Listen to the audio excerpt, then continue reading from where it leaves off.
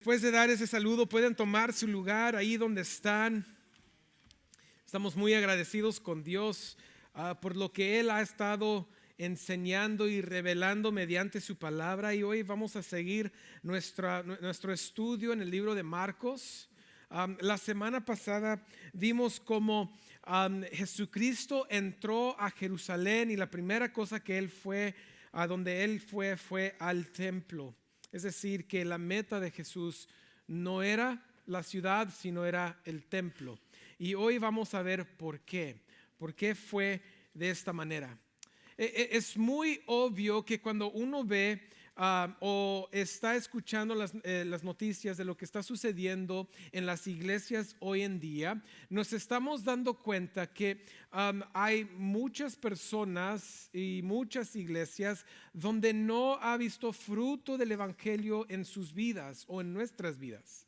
Y hoy vamos a ver que Dios espera que en aquel que tiene fe en Él tenga el resultado del fruto en su vida.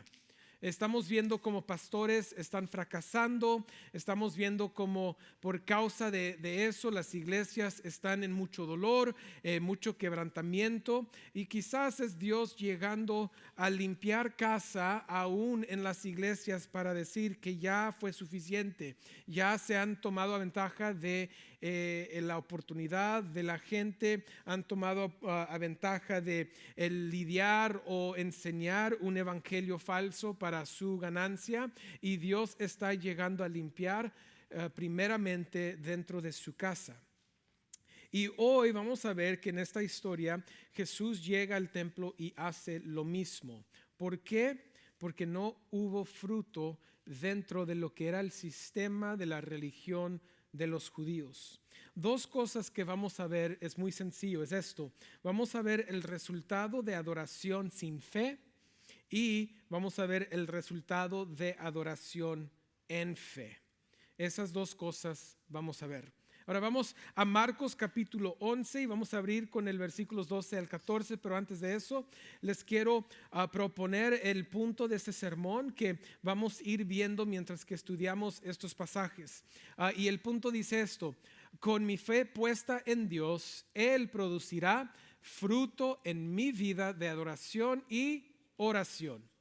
Y lo importante es que cuando nuestra fe está en Dios, el fruto de nuestro vivir no viene de nosotros, sino viene de Él. Es por eso que en la vida del creyente debería haber fruto, porque Dios está dando ese resultado en nosotros.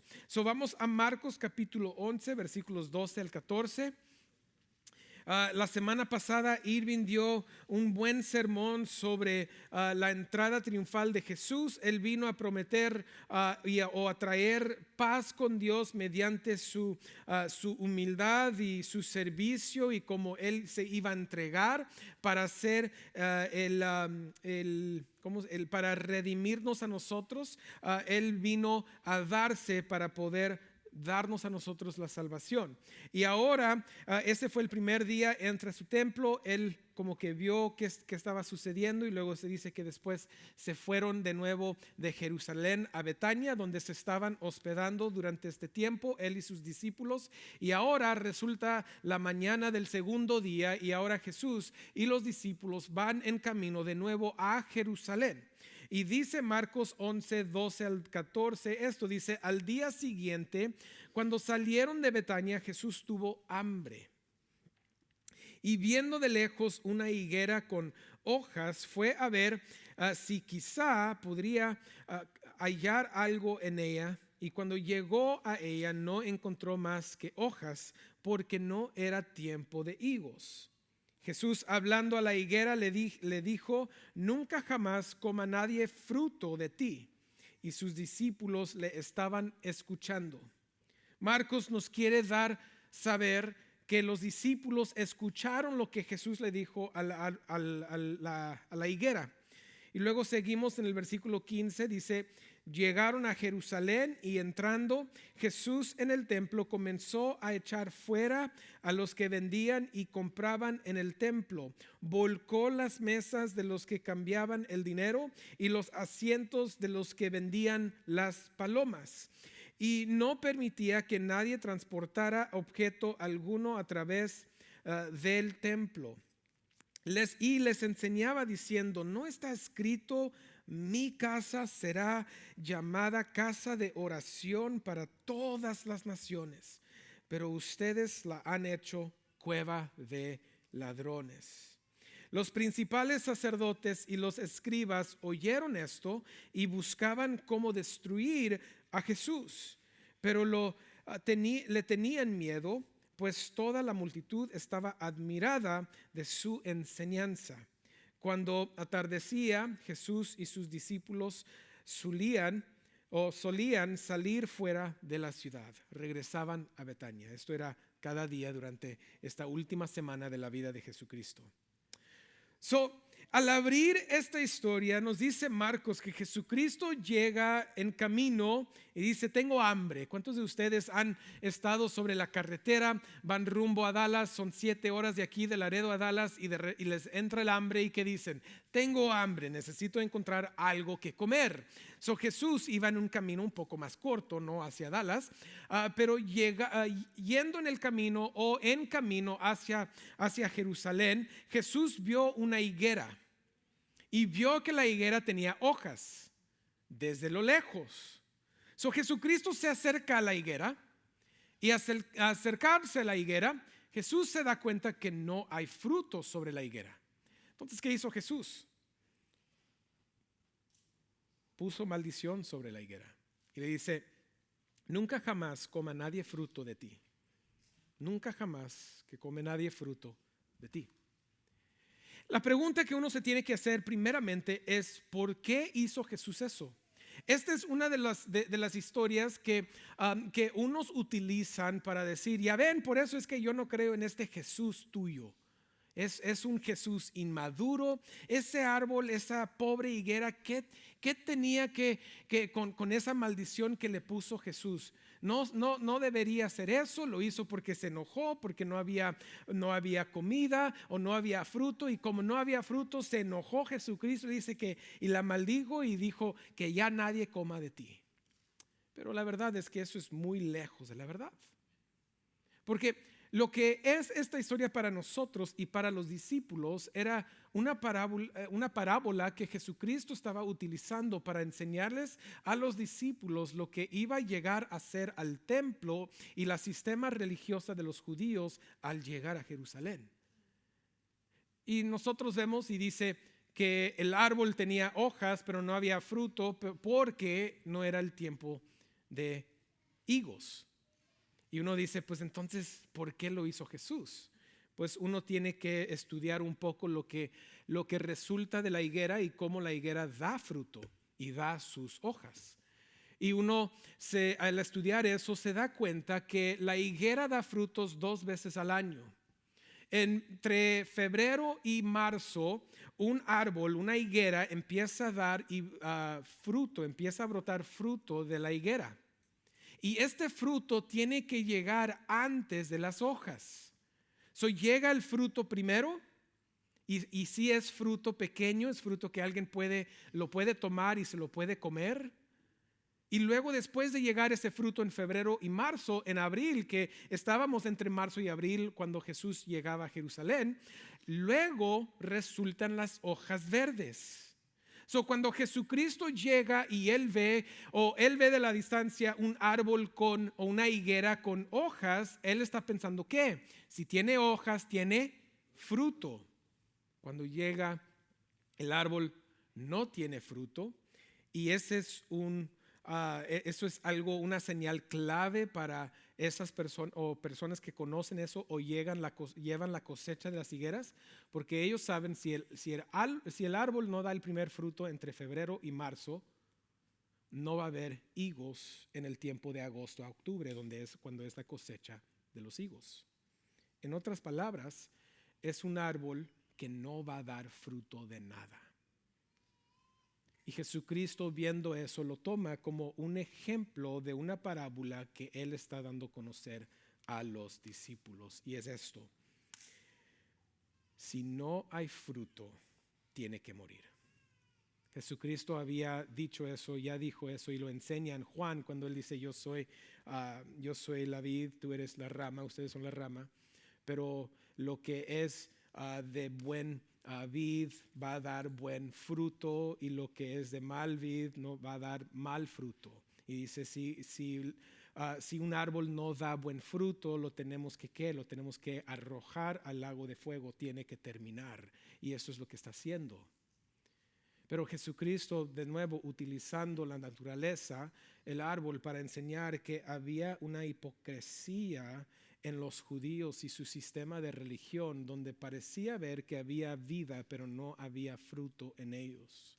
Había un sistema de sacrificio, había un sistema de religión, había un sistema de leyes que hombres habían ya imponido, ya estaban enseñando algo diferente que la ley de Moisés, pero lo que no había es que no había fruto en lo que hacían los judíos. No, el sistema de religión, dice un pastor, que ya estaba muerto, estaba vacío, estaba corrupto, no podía llevar la gente hacia Dios.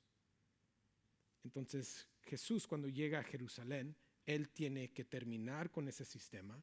Y él, sabemos que después de esto, él dice, yo soy el nuevo templo, este templo va a ser reconstruido en 3 días. También nos dice que nosotros somos el templo del Espíritu Santo, que ahora Dios mora en nosotros, por eso podemos ser adoradores en espíritu y en verdad. Jesucristo empieza a enseñar algo diferente, pero primero tenía que deshacerse, tenía que terminar con el sistema de religión que tenía la apariencia de vida, pero no tenía fruto, no tenía fruto. Y eso es lo que hacían en el templo. En el templo, la apariencia de vida era que habían muchos sacrificios.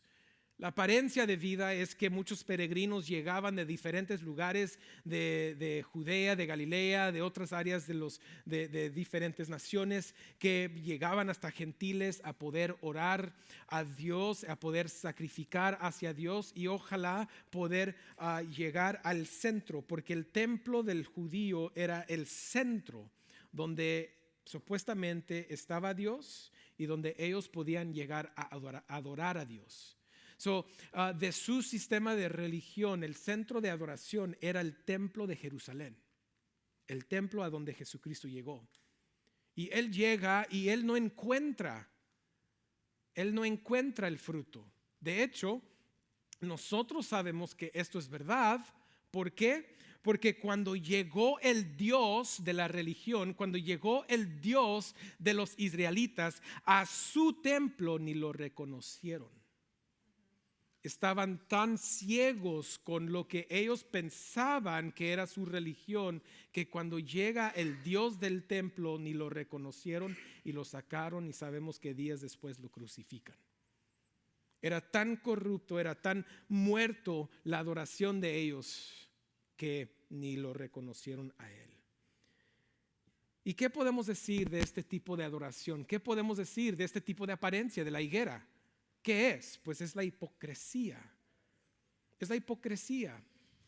La hipocresía es hacer algo exteriormente mientras que nuestros corazones y el interior no tiene transformación. La hipocresía del creyente es llegar a la casa de Dios cada domingo, es decir, yo adoro, yo canto, yo escucho, yo estoy aprendiendo, yo quiero leer más y más de la Biblia, pero nada te está transformando el corazón. Sigues la misma persona enojada, sigues la misma persona pecaminosa, orgullosa, egoísta, sigues la misma persona de celos, la misma persona de envidia, de codicia, y todas estas cosas existen en nuestros corazones porque toda nuestra vida religiosa ha sido un sistema de religión y no ha sido adoración verdadera hacia Dios.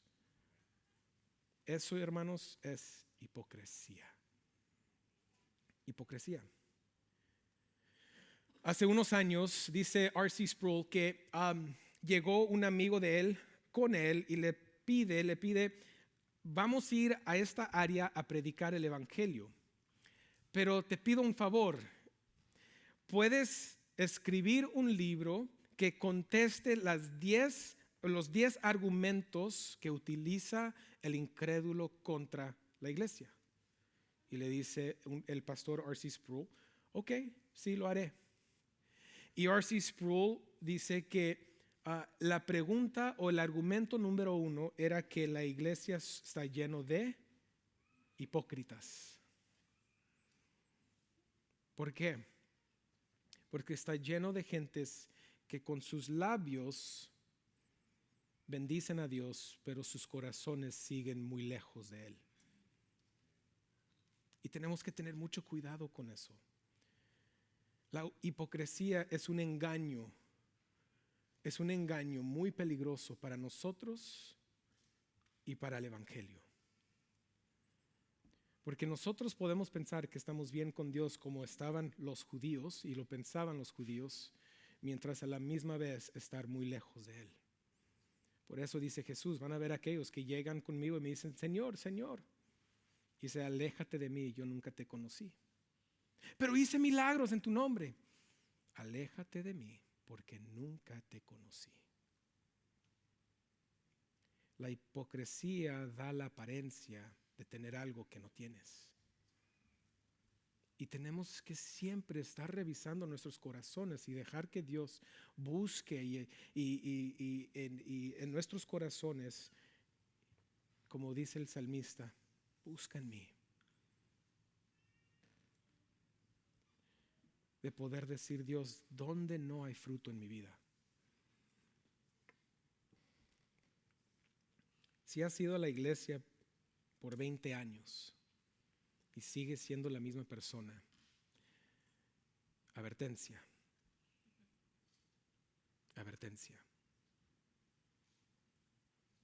Porque ese no es el plan de Dios. Cuando llega la palabra de Dios a nuestras vidas, nos cambia. Iglesia, nos cambia, nos transforma. Hay fruto. Jesucristo, hablando de cómo vamos a conocer a aquellos que enseñan algo engañoso, cuando llegan los lobos, dice, por sus frutos los conocerás. Efesios 2:8 nos dice que sí, somos salvos por medio de la gracia. Y muchos van a proclamar eso, pero sabemos que el resultado de esa salvación por la gracia nos lleva a las obras buenas que Dios ha preparado para nosotros.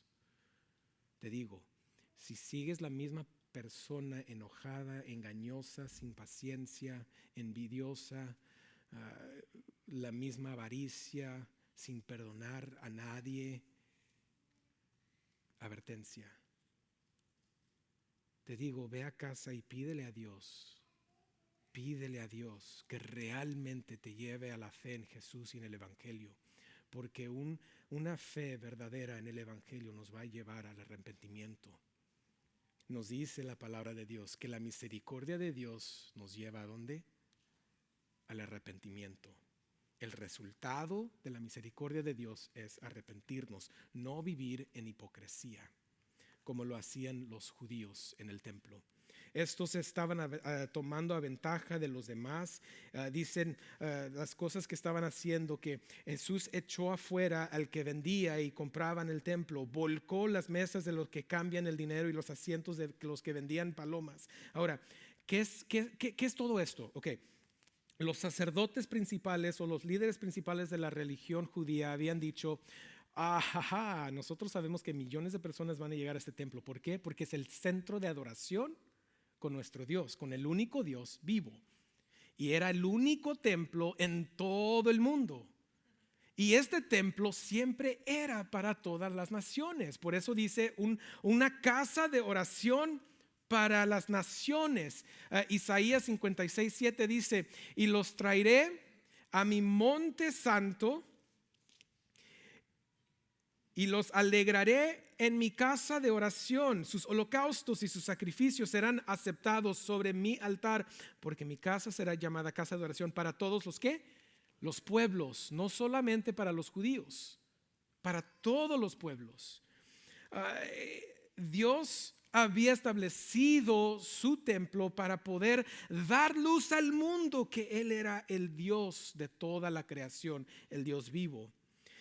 Primera de Reyes 8:29, cuando Salomón está dedicando el templo, dice que tus ojos estén abiertos noche y día hacia esta casa, hacia el lugar del cual has dicho, mi nombre estará allí, para que oigas la oración que tu siervo haga hacia este lugar, un lugar de oración. Salomón le está pidiendo, abre tus ojos hacia este lugar. Y luego en el versículo 41 al 43 dice, también en cuanto el extranjero que no es de tu pueblo Israel, cuando venga de una tierra lejana a causa de tu nombre. En otras palabras, este templo siempre fue para todo el mundo. Dios se lo dio a Israel, pero era para dar a conocer el Dios de Israel a todos. Es por eso que era tan grave esta situación cuando llega Jesús al tercer templo. El primer templo construido por Salomón, el segundo fue construido por Zerubbabel, ¿cómo se dice en español? Zorobabel, y luego la tercera fue construida por Herodes, quien estaba como el gobernado de ese tiempo. Este templo a donde llegó Jesucristo era algo enorme. Solo la plaza de los gentiles en este templo abarcaba cinco campos de fútbol americano, 500 yardas de un lado al otro. Y luego de profundidad eran como 3 campos de fútbol americano, 300 yardas. Allí en esa plaza, en ese corte, cabían más de 100,000 personas cuando llegaban todos. Era un lugar enorme, era algo que los discípulos hasta verlo dicen, mira Dios, mira Jesús, esta hermosura y todos estos edificios. Y dice Jesús, pronunciando el mismo juicio sobre él, dice que un día llegará la destrucción de Jerusalén y de este templo, el día cual no van a dejar ninguna piedra sobre otra. Y eso sucedió en el 70 AD, cuando Roma llegó y destruyó todo. Jesucristo ya había pronunciado este juicio sobre ellos. ¿Por qué? Porque vemos también en Jeremías 7:11, dice que se ha convertido esta casa, que es llamada por mi nombre, en cueva de ladrones delante de sus ojos. Yo mismo le he visto, declara el Señor. ¿Cómo estaban robándole la gente? Se tiene que explicar.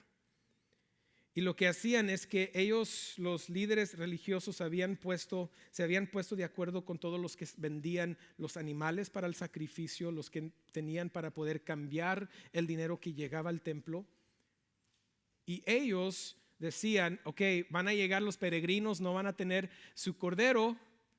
Entonces tú les vendes los corderos a cualquier precio que tú quieras y luego le vas a cobrar una tarifa de 40% extra o 25% extra, y eso nos los vamos a repartir entre nosotros. Era un negocio extremadamente lucrativo. Dice un hombre que escribe de la historia de Jerusalén, Josifas, dice que en el año 66 AD, 4 años antes de la destrucción, 66 AD, en un día de Pascua, en una celebración, en un día, fueron más de 255,000 corderos que fueron sacrificados. Un negocio lucrativo. Y ellos estaban para recibir todo. Porque su sistema no se trataba de llevar la gente hacia Dios, su sistema se trataba de mantener a ellos mismos en su posición de poder y riquezas. Ya estaban lejos de Dios, no existía la fe, no existía el cómo llevar la gente hacia Dios. Por eso dice el pastor que ese sistema estaba muerto y sin recursos para llevar a nadie hacia el Dios de este mundo. Las palomas, interesantemente Marcos menciona mesa de palomas, aquellos que vendían palomas, y en Levítico Dios le da al pobre de Israel, que no iba a poder comprarse un cordero para el sacrificio. Dios le dice, tú que no puedes comprar el cordero porque no tienes suficiente, a ti te digo, tráete la paloma como el sacrificio. Estos que estaban vendiendo palomas, llegaba la gente y les decían, tu sacrificio que traes no es lo suficiente bueno, necesitas comprar una paloma nuestra o un cordero nuestro. Lo que traes no es lo suficiente bueno. Y eso se convierte en aquellos que dijeron, en vez de llevar nuestro sacrificio al templo, porque nos van a decir que no es lo suficiente bueno, mejor no llevamos sacrificio, llegamos al templo y compramos todo allí. Pero antes de comprar, ahora hay otra cosa. Necesitamos que cambiar nuestro dinero. Porque el dinero que tiene una imagen de alguien más y algo escrito sobre él no puede ser dinero que se utiliza en el templo, porque el denario que se requiere en el templo tiene que ser sin imagen y sin inscripción. Y así como cuando llegamos de México o cuando vamos de los Estados Unidos a México y necesitamos cambiar de dólares a pesos o pesos a dólares, ¿qué nos cobran? Los impuestos, las tarifas. La comisión de te vamos a cambiar esto, pero te vamos a cobrar lo 8%. Estaban haciendo lo mismo, iglesia. No podemos perder que estaban haciendo esto en la casa de Dios, en la plaza de los gentiles. Es decir, no lo vamos a hacer donde entran los judíos, pero donde están los gentiles, ahí está bien. ¿Saben por qué? Porque en la historia de los judíos, ellos conocían un libro de los salmos, el Salmo de Salomón, que no está en nuestras Biblias. Y en ese salmo uno de ellos dice que el Mesías iba a llegar y iba a limpiar el templo de los gentiles. Iba a ser parte del trabajo del Mesías. Y lo padre de esto es que Jesús no vino a limpiar el templo de los gentiles, sino vino a limpiar el templo para los gentiles. Y eso somos nosotros. ¿Por qué? Porque la casa de Dios siempre fue para las naciones. Una casa de oración donde la gente puede llegar, orar, dar su sacrificio, encontrar el bienestar y la paz con Dios por medio de lo que ellos hacían. Pero eso ya no existía porque ese sistema se estaba aprovechando de los demás y aprovechando de lo que Dios estaba tratando de hacer. La hipocresía busca a tomar a ventaja de los demás. Y para nosotros la hipocresía busca de tomar a ventaja de Dios. Porque nosotros vivimos la vida, pensamos que somos buenos, ¿no? Y porque somos buenos me lo merezco, Dios, dámelo. ¿Cómo puede ser? Advertencia con la hipocresía. Seguimos, vamos a Marcos 11, 20 al 25. Ya esto va a lo largo. Quiero que sepan. Les estoy pidiendo 1 hora en vez de 35 minutos. No es cierto, nadie dijo nada. Ya me esperan los tacos, pastor. Hipócrita. No es cierto, no es cierto.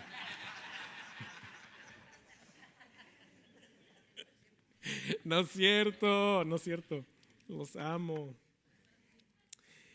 Y dice, por la mañana cuando pasaban, vieron a la higuera seca desde las raíces. Entonces Pedro, acordándose, dijo a Jesús, ¿se acuerda que dijo y los discípulos lo escucharon? Pedro, acordándose, dijo a Jesús, Rabbi, mira, la higuera que maldiciste se ha secado, se ha secado. Y Jesús respondió, tengan fe en Dios. En verdad les digo que cualquiera que diga a este monte, quítate y arrójate al mar, y no dude en su corazón, sino crea que lo que dice va a suceder, les será concedido. Por eso les digo que todas las cosas por las que oren y piden, crean que ya las han recibido y les serán concedidas. Y cuando estén orando, perdonen si tienen algo contra alguien, para que también su Padre que está en los cielos les perdone a ustedes sus transgresiones. Ahora salen de la iglesia o del templo donde Jesús pronuncia su juicio, y les quiero comentar lo que dice un pastor sobre por qué Jesús lo hace con la iglesia primero. El pastor John MacArthur dice que cuando el templo está corrupto es porque los líderes están corruptos. Cuando los líderes están corruptos, el pueblo está corrupto. Y cuando el pueblo está corrupto, la nación está corrupta. Si está mal el templo, está mal en todas partes. Por eso llega Jesús y inició con el templo. Y luego, después de eso, llegan y ven el segundo día o el tercer día, ya van entrando de nuevo a Jerusalén, van en camino, ven la higuera y ven que se secó desde las raíces. Y Pedro, porque Pedro nos está dando la historia, Pedro, acercándose con Jesús, se acuerda y dice: Rabbi, mira, la higuera que maldeciste se ha secado. Este es el único milagro de destrucción en los evangelios. El único milagro de destrucción. Milagro porque Jesús lo dijo y en ese instante se secó de las raíces y ya no existía ese árbol, estaba muerto. Ya no iba a poder vivir, ya no iba a poder hacer nada, ni dar hojas, ni dar nada, fruto, hojas, nada. Muerta, seca. ¿Cómo sabemos eso? Porque el siguiente día, cuando caminan sobre ese mismo camino, Pedro lo ve y seco de las raíces.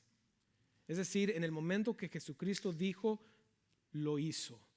Uno que dice, pues es que Dios no puede crear de su palabra. Pues si no puede crear de su palabra, ¿cómo puede ser que Él puede maldecir su creación con su palabra y de un instante en el otro ya no existe? Es el mismo poder creativo que Dios utilizó por medio de Jesucristo para crear. Es el mismo poder creativo de Dios para poder decirle: cesa de vivir. Ya no van a comer de ti.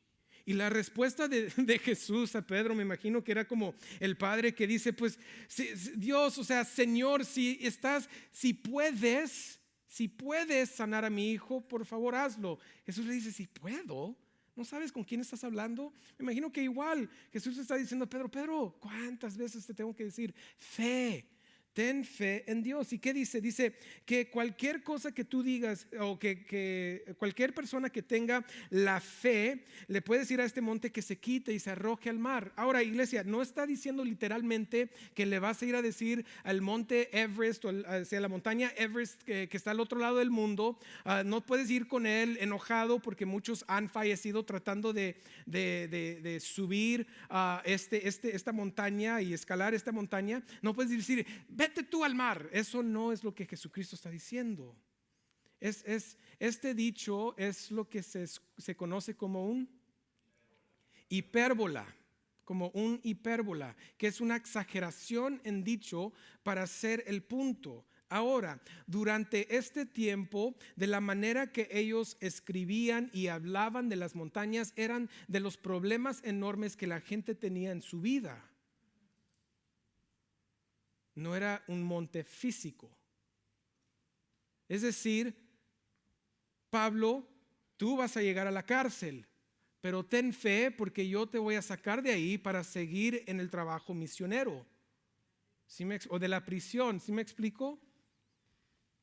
Esos fueron problemas que ellos tuvieron, y ellos pudieron ver que Dios fue lo suficiente fiel y poderoso para poder llevarlos en camino de gloria en gloria durante su ministerio de el evangelio por todo el mundo.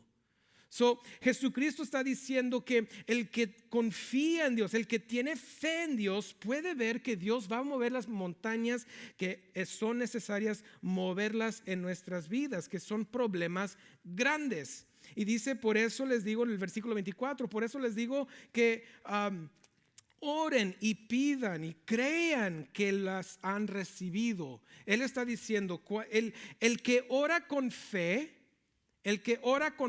vive con la expectativa, o mejor dicho, la certeza que Dios lo va a hacer en lo pasado, porque ya está hecho. Solo tuvimos que llevarlo a Dios en petición. Pero ¿qué sabemos de esta certeza? Pues el libro de Hebreos capítulo 11 versículo 1 nos dice: ahora bien, la fe es la certeza de lo que se espera, la convicción de lo que no se ve. Hasta ahorita pudimos reírnos un poco. Dije: unos ya están esperando los tacos. Con certeza. ¿Por qué? Porque lo hacen cada domingo. Cada día uno se sube en su coche o camioneta y que lo prende. ¿Con qué? Con certeza que va a prender. ¿Por qué? Porque pues quizás es nuevo y no debería de dejar de funcionar.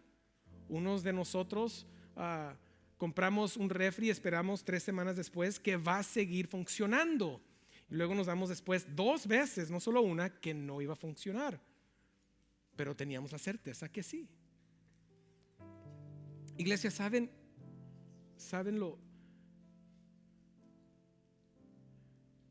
la verdad en cual nosotros vivimos es esta: tenemos más certeza en las cosas del mundo que en Dios.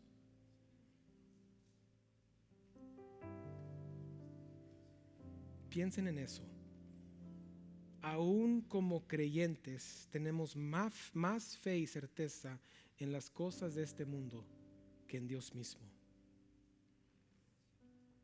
Y Jesús está diciendo que esa es una hipocresía, es un vivir sin fe, y Dios nos llama a la fe. Certeza de lo que se espera, convicción que se va a hacer. No me preocupo. ¿Por qué? Porque Dios lo hará. Santiago 4, 2 al 4 dice: ustedes codician y no tienen, por eso cometen homicidios, son envidiosos y no pueden obtener, por eso combaten y hacen guerra. No tienen porque no piden. Ahí está la clave. No tienen porque ¿qué? No piden. Jesucristo está diciendo: cuando ores, pide. Y luego nos da la condición por lo cual no se nos concede. Dice: porque piden con malos propósitos para gastarlo en sus ¿qué? Placeres. Hay mucha gente, yo incluido por un tiempo, que decía: Dios, pero ¿por qué no me concedes ganarme la lotería? Si me gano la lotería, le voy a dar mucho dinero al trabajo evangelístico, a los misioneros, a la casa de Dios, a construir, a hacer esto. ¿Y cuántos de nosotros empezamos con esta broma en nuestras mentes? Porque sí es broma, no es verdad, aunque tenemos la convicción que es verdad. Pero ¿saben por qué sé que es broma? Porque no ha sucedido. Y Dios está diciendo: la razón por la cual no te lo doy es porque tienes malos propósitos y te lo quieres gastar en tus placeres. En otras palabras, ¿qué estamos aprendiendo en Santiago? Que el poder de Dios para actuar en nuestras vidas mediante la oración tiene una restricción, tiene una guía, y eso es su soberanía, su voluntad. Si no está dentro de su voluntad, no te lo va a dar, no me lo va a dar. Y cuando no nos da lo que nosotros pedimos, deberíamos decirle: gracias, Dios, porque yo en mi pecado y equivocación, en mi orgullo, en mi ego, en mi lujuria, en todo lo que yo quiero en este mundo, sé que me puedo perder, pero tú me estás guardando de eso. Primera de Juan 5, 13 al 15 dice: estas cosas les he escrito a ustedes que creen en el nombre del Hijo de Dios, para que sepan que tienen vida eterna. Okay? So Juan está diciendo: se los escribo a los que creen en el nombre de Cristo Jesús, que ustedes tienen la certeza, tienen la vida eterna. Esta es la confianza que tenemos delante de Él, que si pedimos cualquier cosa conforme a su voluntad, Él nos oye. Y si sabemos que Él nos oye en cualquier cosa que pidamos, sabemos que tenemos las peticiones que les hemos hecho. ¿Saben por qué a nosotros no se nos conceden las oraciones muchas veces? Porque no oramos de acuerdo a su voluntad. Estamos orando de acuerdo a nuestra voluntad, a nuestros deseos, a lo que yo quiero. Dios, haz esto. Yo oré muchas veces: Dios, sana a mi papá, y no funcionó. ¿Por qué? No era la voluntad de Dios. Y ahora papá está en gloria, pero no era la voluntad de Dios, y yo estoy bien con eso. Estoy en paz. Esa verdad me ha dado tanta paz, iglesia, tanta paz, Que cuando yo escucho de alguien, de a otros que están enojados con Dios o están molestos con Dios porque no respondió, yo no entiendo. Se me hace muy difícil entender cómo te puedes enojar con el Dios de este mundo. ¿Cómo puedes tú cuestionar al Dios de este mundo? Al Dios de la misericordia, de la gracia, del amor, de la vida eterna. ¿Qué más queremos? Pero nos dice que cuando oramos de acuerdo a su voluntad, lo hace. ¿Qué es lo que Dios está buscando? Está buscando a aquellos que tienen fe en Él y que da fruto de esa fe. Y el fruto de esa fe viene a través de nuestra adoración y oración. ¿Por qué? Porque nuestra oración también es el centro de nuestra adoración y nuestro vivir con Dios en este mundo. Es donde nosotros llegamos humildemente y decimos: Dios, nosotros no sabemos todo, no tenemos todo el poder, somos muy débiles, muy débiles. Dios, sin ti nos perdemos, ayúdanos. Yo no puedo ser paciente con Daisy sin que tú me llevas a ser paciente con ella. Yo no puedo dejar de ser enojón si tú no me ayudas a hacer eso y me someto a ese trabajo. Luego Jesús nos da un fruto de lo que es la fe, un fruto de lo que es vivir genuinamente en Él. Y es esto: que cuando oren, perdonen. Iglesia, el perdón para el cristiano siempre está relacionado con el comunión con Dios. Que si yo llego en oración pero no estoy dispuesto a perdonar a alguien, esta comunión está quebrado. Sigo salvo, tengo la vida eterna, pero en ese momento hay un obstáculo entre yo y la comunión con Dios.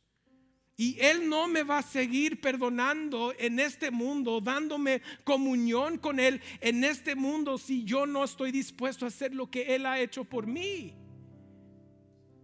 Porque cuando no perdonamos, somos hipócritas. Jesús, de hecho, tiene parábolas sobre eso. Y uno dice: no, pastor, pero es que yo tengo el derecho. El secreto para nosotros los creyentes es esto: ninguno de nosotros tenemos el derecho de no extender el perdón a alguien, no importe lo que sea.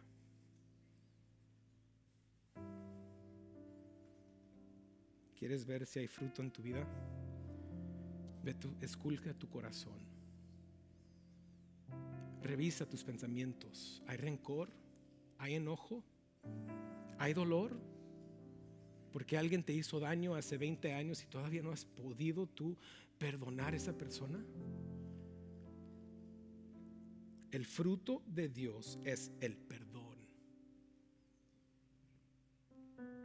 No es opción. No es una, no nos está sugiriendo la palabra de Dios de perdonar. Es que es mejor para ti, perdona. No. Es un mandato, imperativo, dirección. Y cuando no estamos dispuestos a hacerlos, quizás nuestra vida está llena de la apariencia de la vida religiosa, pero no tiene el fruto.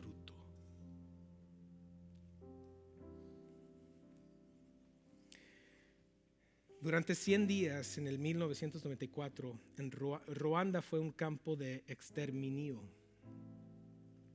Hubo un hombre que se llamaba Saveri. Él fue uno de los agresores y con un machete mató brutalmente al marido de Rosaria junto con sus 4 hijos. ¿Cómo estuviéramos nosotros en ese momento? ¿Dispuestos a perdonar o no? Es que me duele tanto. Quizás esa montaña es la cosa imposible cual Dios está queriendo remover de tu vida. Y Jesús dice: con Dios todo es posible. Liberado de prisión en el 2004, Saveri fue con Rosaria y le pidió perdón. Y Rosaria consideró su petición y luego se lo concedió. Lo perdonó. ¿Cómo puedo negarme a perdonar cuando yo también soy una pecadora perdonada? Pregunta. Otros cristianos en Ruanda describen haber orado extensamente antes de elegir conceder el perdón. Y hablan del ejemplo de Jesús perdonando a sus asesinos mientras colgaba de la cruz. Padre, perdónalos, porque ahora saben lo que hacen, no saben lo que hacen. Aunque sabemos que es lo correcto y aunque sabemos que Dios nos manda perdonar, entendemos que este tipo de perdón radical es un milagro de Dios que prometió perdonarnos como nosotros perdonamos a los demás. Esta es una base y un principio bíblico que es parte de la raíz de nuestra salvación.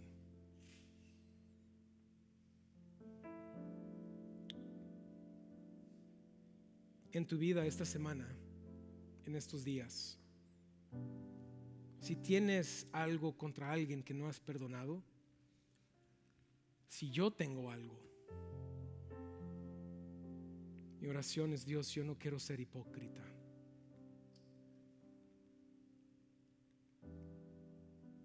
Yo no quiero dar solamente la apariencia del evangelio. Yo quiero dar fruto. Quiero ver el fruto en mi vida.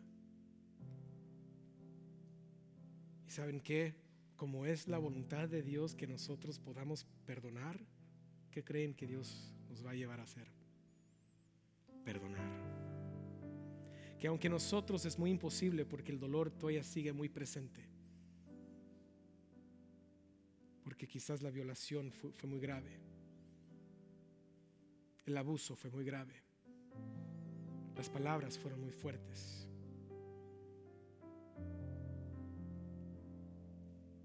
Quizás por fin podamos vivir una vida de fruto espiritual donde podamos decir: Dios, nos perdonamos. ¿Qué significa el perdón? El perdón es simplemente remover la deuda que alguien nos debe por el dolor que han causado en nuestras vidas, aunque el dolor está presente. Y uno dice: no, pues es que este fue Jesús. Claro que Jesús lo hizo, sí, pero luego uno de los discípulos que se llamaba Esteban, igual lo estaban apedreando hacia la muerte, y él pudo orar lo mismo que oró Jesucristo. Un hombre humano 100% dijo: Señor Dios, perdónalos porque no saben lo que hacen. Nosotros sí sabemos, sí tenemos el Espíritu Santo en nosotros, sí tenemos la palabra de Dios. Lo único que nos puede detener es si por causa nosotros, o por caso nosotros estamos viviendo solamente la apariencia y no estamos realmente en la fe. Yo no quiero ser como el sistema judío. Yo quiero vivir una vida genuina hacia Dios, sincera, que es lo opuesto de la hipocresía.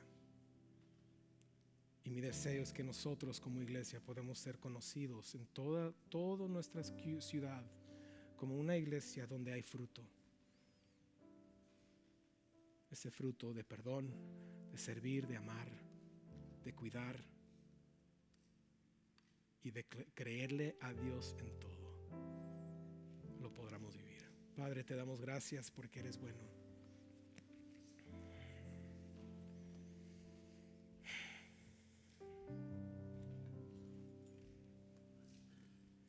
Padre, pido que nos lleves a poder vivir una vida de fruto por causa de del evangelio de tu Hijo amado Jesucristo, por causa de tu Espíritu Santo en nosotros, por causa de ti. Que resulte el fruto, y específicamente, como hoy vimos, el fruto del perdón. Llévanos a deshacernos de la mentalidad que nos merecemos algo que no nos merecemos, y de reconocer que tú nos perdonaste y nosotros también deberíamos perdonar a los demás. No queremos ser una iglesia de hipócritas, queremos ser una iglesia donde se puede decir que esta es una casa de oración y oración hacia ti. Todo lo pedimos en tu nombre. Amén.